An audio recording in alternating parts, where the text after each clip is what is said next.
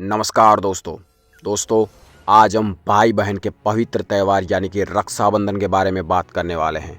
दोस्तों, रक्षाबंधन हम क्यों मनाते हैं और रक्षाबंधन कब से मनाया जाता है इसके बारे में बात करेंगे। दोस्तों, रक्षाबंधन का त्यौहार श्रावण मास की पूर्णिमा के दिन मनाया जाता है और रक्षाबंधन दो शब्दों से जुड़ा है, रक्षा और बंधन। दोस्तों, रक्षाबंधन यानी कि एक ऐसा बंधन जो कि रक्षा प्रदान करे। तो चलिए दोस्तों, रक्षाबंधन कब से मनाया जाता है इसके बारे में बात करते हैं। दोस्तों, रक्षाबंधन का त्यौहार कई सारी धार्मिक कथाओं के साथ जुड़ा हुआ है, जिनमें से एक धार्मिक कथा राजा बलि और लक्ष्मी जी से जुड़ी हुई है। तो चलिए दोस्तों, इसके बारे में बात करते हैं।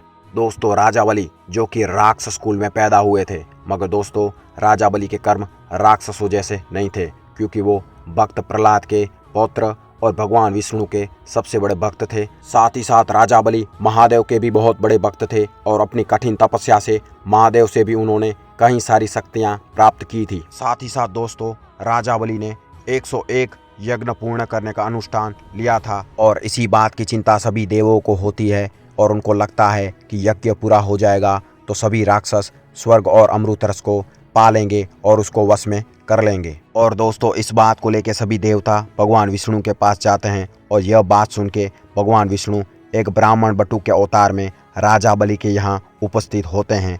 और साथ ही साथ राजा बलि को महादानी भी कहा गया है। राजा बलि के द्वार से कोई खाली हाथ नहीं जाता था और राजा बलि के सामने भगवान विष्णु वामन अवतार में आए थे, तो राजा बलि उन्हें कुछ मांगने के लिए कहते हैं। और यह बात सुन के भगवान वामन राजा बलि से 3 पग भूमि मांगते हैं और वचन मिलते ही भगवान वामन अपने विराट रूप में आ जाते हैं और एक पैर से स्वर्ग और एक पैर से पृथ्वी को नाप डालते हैं और तीसरे पैर से क्या नापे। इसके बाद राजा बलि अपना वचन पूरा करने के लिए भगवान वामन को कहते हैं कि अपना तीसरा पैर मेरे सिर पे रखें। राजा बलि की महानता देख के भगवान विष्णु ने राजा बलि को वरदान मांगने के लिए कहा और राजा बलि ने ऐसा वरदान मांगा कि भगवान विष्णु को वैकुंठ त्याग के पाताल लोक में रहना पड़ा। वहीं माता लक्ष्मी श्री हरि के वियोग में बहुत ही दुखी रहीं और अपनी व्यथा भगवान शंकर को सुनाती हैं और भगवान शिव माता पार्वती से कहते हैं, राजा बलि वचनबद्ध हैं, आप उनको कोई वचन में बांध लेती हैं तो आप वैकुंठ विष्णु जी को वापस ले जा सकती हैं। और भगवान शंकर लक्ष्मी जी की सहायता करने के लिए वासुकी नाग को लक्ष्मी जी के साथ भेजते हैं और माता लक्ष्मी जी पाताल लोक पहुँच के एक कन्या नाग का रूप धारण कर लेती हैं और माता लक्ष्मी राजा बलि से सहायता का अनुग्रह करती हैं।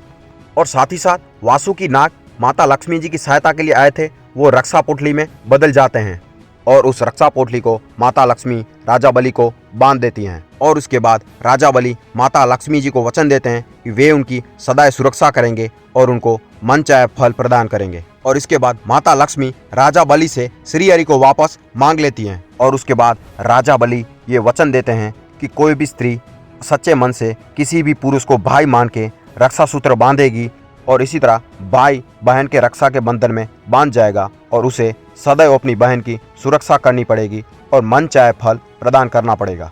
तो दोस्तों, ये थी रक्षाबंधन से जुड़ी धार्मिक कथा। दोस्तों, रक्षाबंधन से और भी कई सारी धार्मिक कथाएं जुड़ी हैं। दोस्तों, वीडियो अच्छा लगा हो तो वीडियो को लाइक और हमारे चैनल को सब्सक्राइब जरूर करें।